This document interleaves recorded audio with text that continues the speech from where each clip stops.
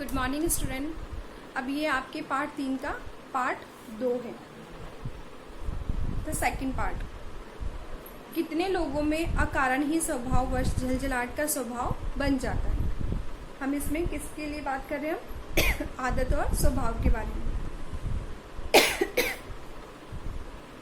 कितने ही बच्चों को रोने की आदत पड़ जाती है, वे बिना किसी कष्ट के भी रोते रहते हैं।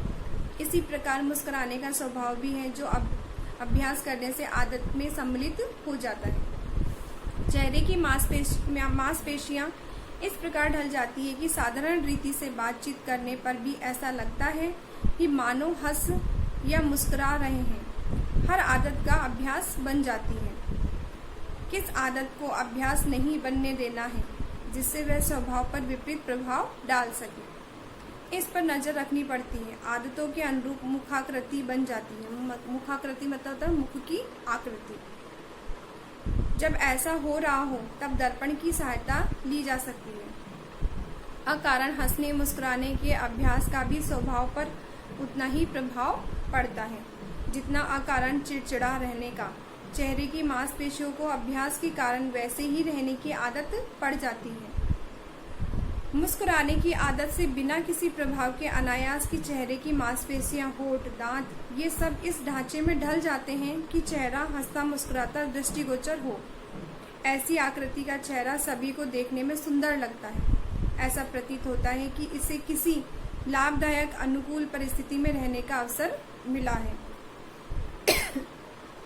ऐसे आदमी का सामीप्य मतलब होता है साथ ग्रहण करने का, उससे बात करने, मित्रता करने का हर किसी का मन होता है। ऐसा व्यक्ति सबको प्रसन्न करने का, रखने का जैसे साधन बन जाता है। ऐसे व्यक्ति की प्रसन्नता देखकर सभी प्रसन्नता बढ़ती है और अपनी प्रसन्नता बढ़ने से अपने निकट रहने वालों की भी। इस प्रकार यह एक चक्र बन जाता है। जिसके विपरीत यदि खीज उदासी की आदत हो तो उनका चेहरा देखकर अन्य लोग दूर हटने लगते हैं। तो जो उदास लोग होते हैं उनसे लोग क्या होते हैं, दूर होने लगते हैं।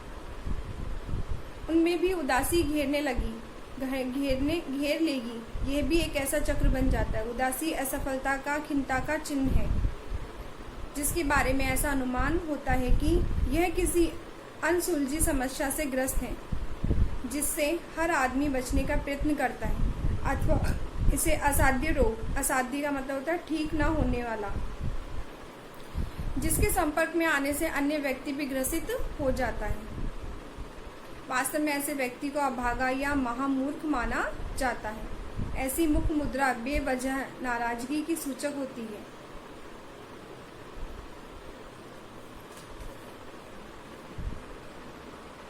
मुख मुद्रा का मतलब तो जानती हो कि चेहरे द्वारा भाव प्रकट करने की चेष्टा। आप स्वयं जान लीजिए कि जो स्वयं से ही नाराज है वह प्रसन्न कैसे रह सकता है। वह अन्य की प्रसन्नता का कारण भी कैसे बन सकता है। यह भी एक चक्र है जो समूचे वातावरण को बिगाड़ देता है। अकारण ही वातावरण में विषाक्तता बढ़ जाती है, मतलब कड़वाहट बढ़ जाती है, जिसका परिणाम किसी भी रूप में हितकर नहीं होता। सुख और दुख परिस्थितियों पर उतने निर्भर नहीं होते जितने मन और स्थिति पर। मन और स्थिति में यदि प्रसन्नता का पुट हो तो छोटी से छोटी विपत्तियों का पता भी नहीं चलता।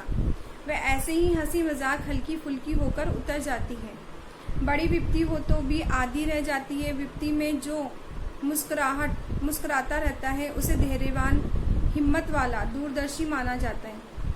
उसका वजन हर किसी की नजर में बढ़ जाता है।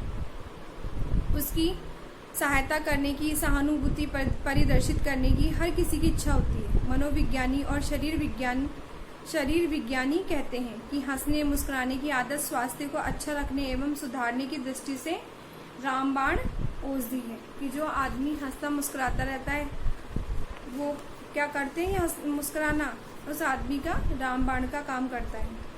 इससे हृदय में मस्तिष्क को बलवान रहता ही है। पाचन तंत्र, श्वसन तंत्र, आंखें आदि सभी ठीक रहते हैं। यदि किसी कारणवश शरीर रूपी यंत्र का कोई हिस्सा थोड़ा बीमार भी हो जाए तो उसे ठीक होने में देर नहीं लगती।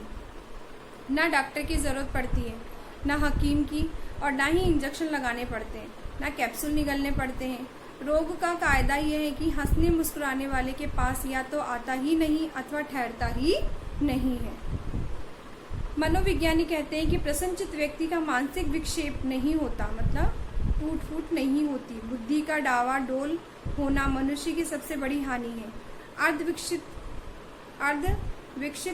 विक्षिप्त व्यक्ति निर्णय नहीं ले सकता, मतलब जिसकी सोच विकसित नहीं है।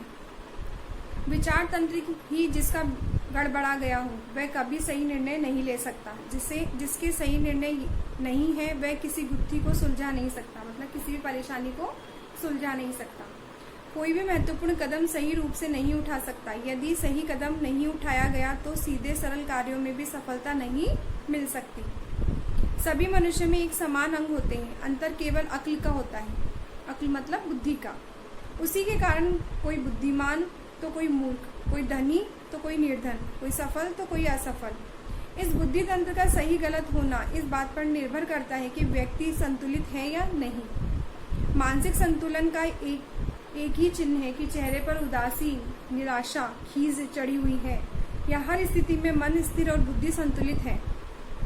अंत में बात घूम फिरकर वहां आती है कि जहां सफलता समृद्धि हस्तगत होने पर, हस्तगत का मतलब है कि एक व्यक्ति से दूसरे व्यक्ति को जाना होने पर मनुष्य प्रसन्न रहे या प्रसन्न रहने की आदत होने का व्यक्ति हर दृष्टि से सुदृढ़ और सुनिश्चित रहे। सुदृढ़ मतलब बहुत मजबूत, और दोनों में से कोई सी भी बात उचित होगी।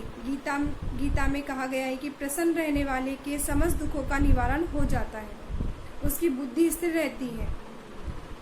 इतना जिसे उपलब्ध है समझना चाहिए कि उसे सब कुछ उपलब्ध है। प्रसन्न रहने की आदत डालना अपने हाथ की बात है। इच्छित सफलताएं मिलने की शर्त पर जो प्रसन्नता चाहेगा उसे सदा निराश ही रहना पड़ेगा, परंतु जो प्रसन्न रहने की आदत का